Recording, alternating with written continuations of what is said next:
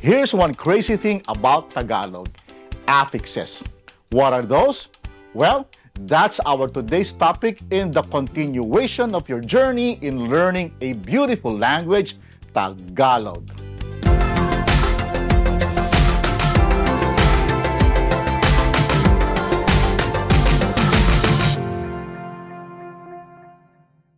Kumusta po kayo?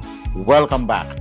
One unique thing about Tagalog is that the meaning of a single root word can explode into dozens of different words just by changing the little pieces you stick onto it. These tiny pieces are called affixes, and they are the secret sauce of Tagalog grammar. By the end of this video, you'll only not understand what affixes are, but you'll see how they control verbs, nouns, adjectives, and even how Filipinos express focus and aspect. And trust me, once you see the logic behind it, Tagalog will go from impossible to, oh wow, that makes sense. So, what are affixes? Well, think of them like Lego blocks you attach to a root word.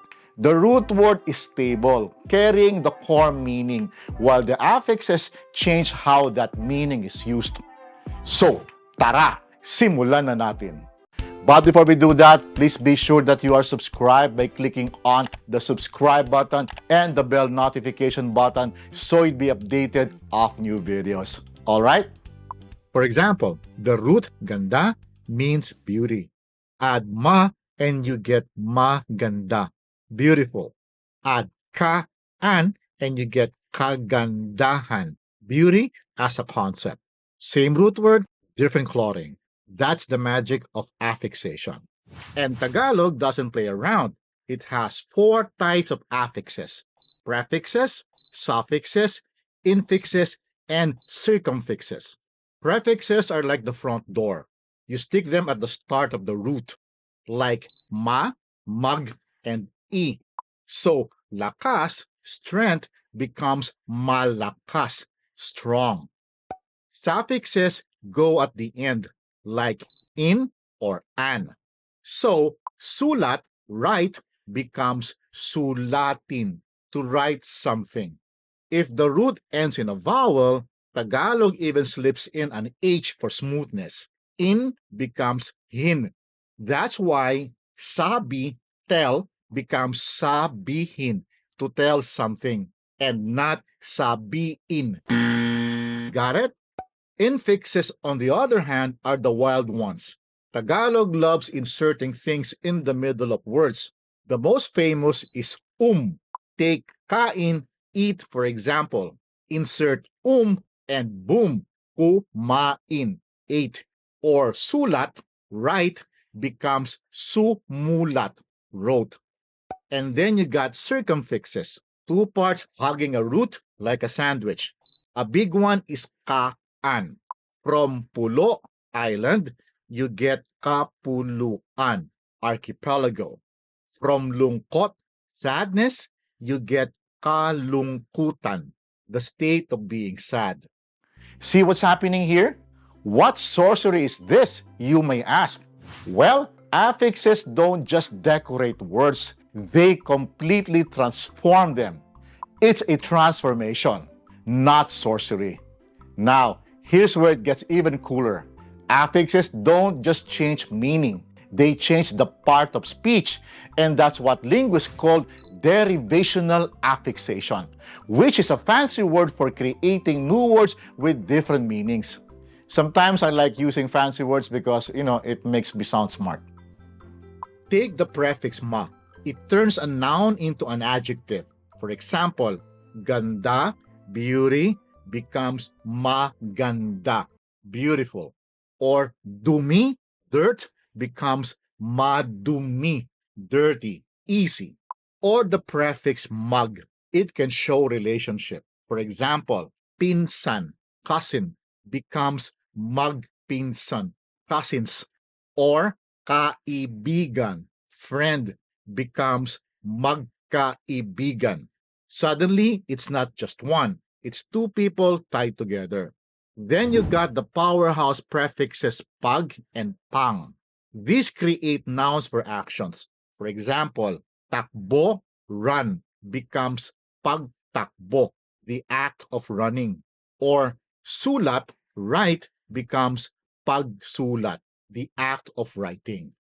Pang even changes depending on the consonant that follows, a process called nasal assimilation, another fancy word. So before the letter P or B, it becomes PAM, like pampunas, wiper, from punas, wipe. Or before the letter L or the letter D, it's pan, like panluto, a cooking tool, from luto, hook. Otherwise, it stays pang, like pangguhit, a tool for drawing, from the root word guhit, meaning line. And then the collective or abstract circumfix ka-an, added to ganda, beauty, and you get kagandahan, the concept of beauty. Ganda ends in the letter A. The suffix an phonetically changes to han, kagandahan. Added to lungkot, sadness, and you get kalungkutan, the state of sadness. The terminal o in the root word becomes u when conjugated, thus kalungkutan. Got it? Also added to pulo, island, and you get kapuluan, archipelago. Again, the terminal o becomes u, kapuluan. It doesn't just describe, it creates entire categories and concepts. But wait, it's not always a one-stop process. Sometimes affixes layer like clothes on clothes. Take tagapagsalita, speaker. Looks like a giant affix monster, right? But it's actually built step by step. Start with salita, speak or word. Add mag to make magsalita, to speak deliberately. Nominalize it with pag to get pagsalita, the act of speaking. Finally, add taga, one who does, then you have tagapagsalita, one who speaks. It's not random. It's Lego blocks stacked on layers. Ayos ba? Alright, so far we've been talking about derivation, but affixes also do something else, inflection. And this is where Tagalog grammar becomes truly unique. Enter the focus system, or what some linguists call the voice system or trigger system. Unlike in English, which mostly cares about the subject and the object, Tagalog verbs tell you exactly what part of the sentence is in the spotlight. Is it the actor, the object, the location, or the beneficiary? This is why Tagalog is sometimes called a trigger language. If the actor is the focus, then you'll see affixes like mag, ma, or mang. Examples are, kumain ang lalaki. The man ate, actor focus. Or, nagluto si Maria ng pagkain. Maria cooked some food. Maria's the star here. If the object is the focus, use in. Kinain ko ang isda. The fish was eaten by me. Now the fish, not me, is the main character. If the location is the focus, use an. For example, punasan mo ang mesa. You wipe the table. Here, the table is the focus. And if the beneficiary or instrument is the focus, use e, like ibinili ko siya ng sapatos. I bought shoes for him or her. Or ipanghiwa mo ang kutsilyo. Use the knife to cut. See how the focus flips the spotlight? That's why Filipinos can reorder sentence without losing meaning. It's the affix that's doing the heavy lifting. But wait, there's another layer. Aspects. In English, verbs change for tense, past, present, future. Not so in Tagalog. Tagalog doesn't do tenses. It does aspects. Aspects tell you whenever an action is ongoing, completed, or not yet started. For example, completed, perpektibo, kumain, ate. Progressive, imperfectibo, kumakain, is eating. Contemplative, contemplatibo, kakain, will eat. While tenses show when an action has happened, is happening, or will happen, aspects are all about what's happening with the action. Has the action been completed? Is it in progress? Or is it being contemplated? I hope that makes sense. But how do you spot the difference? One big clue is reduplication, repeating the first syllable of the root word. For example, luto, cook, becomes magluluto, will cook. Or sulat, write, becomes nagsusulat, is writing. Now, put focus and aspect together, and the system explodes with possibilities. One root word like kain can branch into a family tree. Kumain, ate, after focus, completed.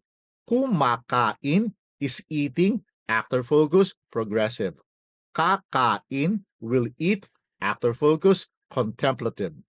Kinain, was eaten, object focus, completed. Kinakain is being eaten, object focus, progressive.